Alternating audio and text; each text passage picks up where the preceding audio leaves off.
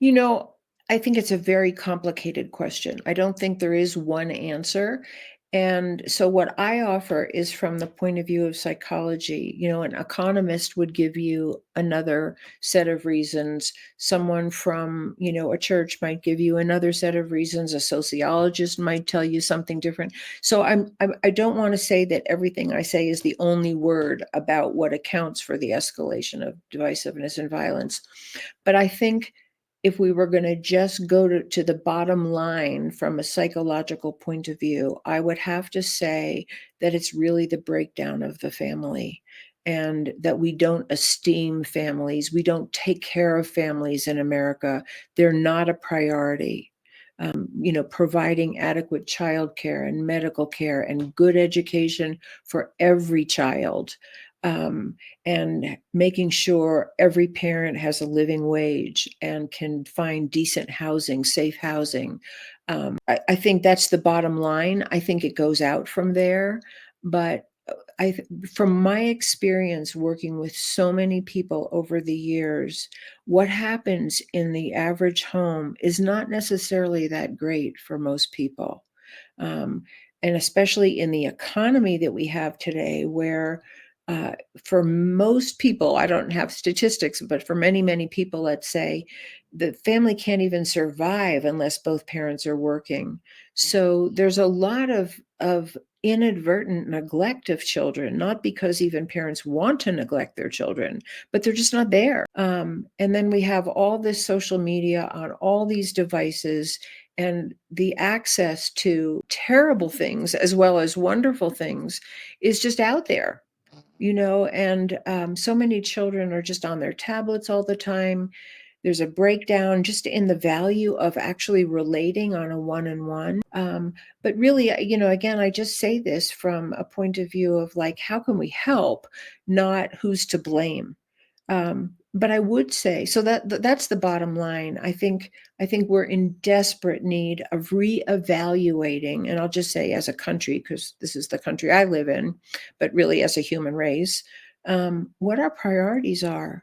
Because I think our priorities need to be the welfare of people, not material possessions, not certainly not weapons, not extreme, power, not extreme wealth, but really, what is the quality of life that our children are being brought up in and that our adults have to survive in? Because I think the stressors are so enormous.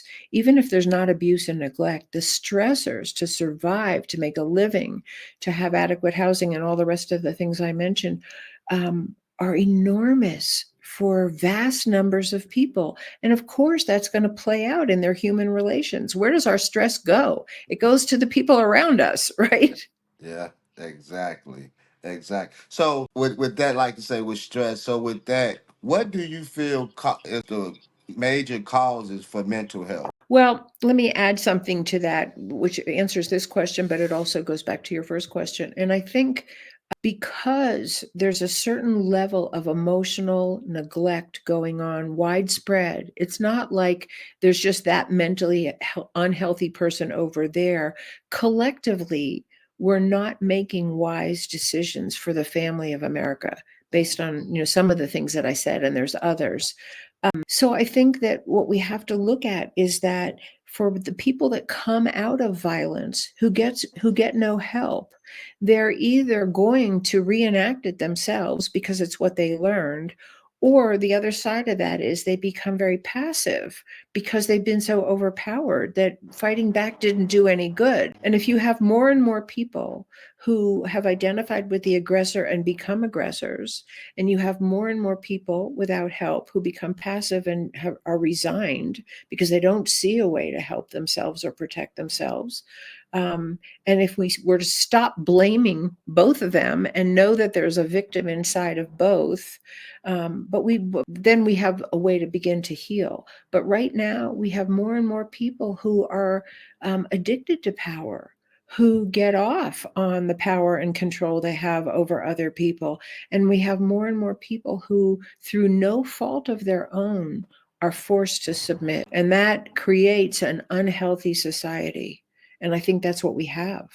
And the result is the escalation in hatred and violence and blame. Yeah, you, I've been told before, when somebody is speaking the truth, there's nothing you should add or take away from what they're saying. You said it. I can't even add to what you said because it's so profound to what you are saying, and, Mhm. and it does resonate. And I'm sitting here, I'm listening to you because you're talking about exactly what's happening, but in a different way, you know what I'm saying, than most may hear it. And I know the book has to be very, very interesting if you have all these points in there on how, not just Right.